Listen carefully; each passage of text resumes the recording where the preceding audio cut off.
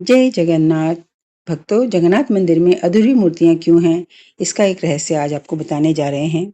पुरी में जगन्नाथ मंदिर में भगवान जगन्नाथ, बलभद्र और देवी सुभद्रा की मूर्तियां वास्तुकला या किसी भूल के कारण नहीं, बल्कि एक दिव्य शर्त के टूटने के कारण अधूरी रह गई। पौराणिक इतिहास के अनुसार इन मूर्तियों के हाथ पैर जब पूरे तरह नहीं बने हैं, तो यह इनका स्वरूप मानवीय जिज्ञासा, अटूट भक्ति और ईश्वर की पूर्व नियोजित इच्छा का प्रतीक माना जाता है।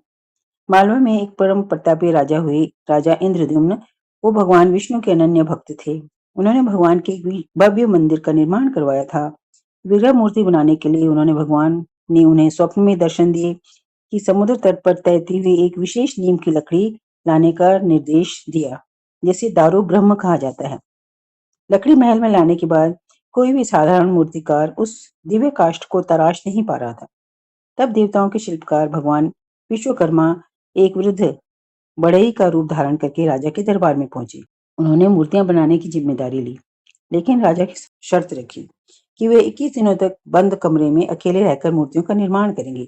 इस दौरान कोई भी कमरे का दरवाजा नहीं खोलेगा और न ही उन्हें कोई काम करते हुए देखेगा। यदि काम पूरा होने से पहले दरवाजा खोला गया तो वे उसी क्षण काम अधूरा छोड़कर अंदर ध्यान हो जाएंगे। कमरा बंद कर दिया गया। राजा रोज बाहर खड़े होकर छेनी हथौड़ी की आवाज सुनते थे। निर्माण के लगभग 14-15 दिन बीत जाने के बाद अचानक कमरे के अंदर से आवाज आना पूरी तरह बंद हो गया।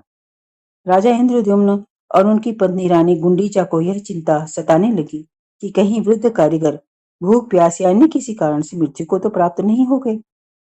मानवीय करुणा और व्याकुलता के वश में आकर राजा अपनी उत्सुकता पर नियंत्रण नहीं रख पाए और उन्होंने 21 दिन पूरे होने से पहले ही दरवाजे का खोल दिया। दरवाजा खुलते ही राजा ने देखा कि कमरे में कोई वृद्ध कारीगर नहीं था। शिल्पी विश्वकर्मा गायब हो चुके थे।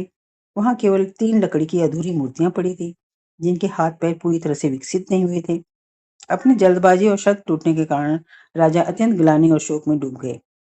जब राजा विलाप कर रहे थे, तब भगवान ने उन्हें स्वप्न में दर्शन दिए और आकाशवाणी की कि वे दुखी न हो। भगवान ने बताया, यह सब उनकी ही इच्छा से हुआ है और उन्होंने कहा, कलयुग में मैं इसी पतित पावन अपूर्ण स्वरूप में अपने भक्तों को दर्शन दूंगा, ताकि संसार यह जान सके कि ईश्वर को बाहरी शारीरिक पूर्णता की नहीं, बल्कि केवल सच्चे भाव और आंतरिक प्रेम की आवश्यकता होती है। सनातन धर्म में जगन्नाथ जी के स्वरूप को बेहद दार्शनिक अर्थ दिया गया है। करुणा का प्रतीक है ये। भगवान के बिना हाथ पैर वाले इस स्वरूप को सहज करुणा और समर्पण का प्रतीक माना जाता है। बिना अंगों के भी वे पूरे ब्रह्मांड का संचालन करते हैं। नव कलेवर परंपरा, यह रहस्य आज भी जीवित है, क्योंकि हर 12 से 19 वर्षों के अंतराल पर जब मंदिर की मूर्तियां बदली जाती हैं, जिसे नव कलेवर अनुष्ठान कहते हैं, तब नई मूर्तियां भी इसी अधूरी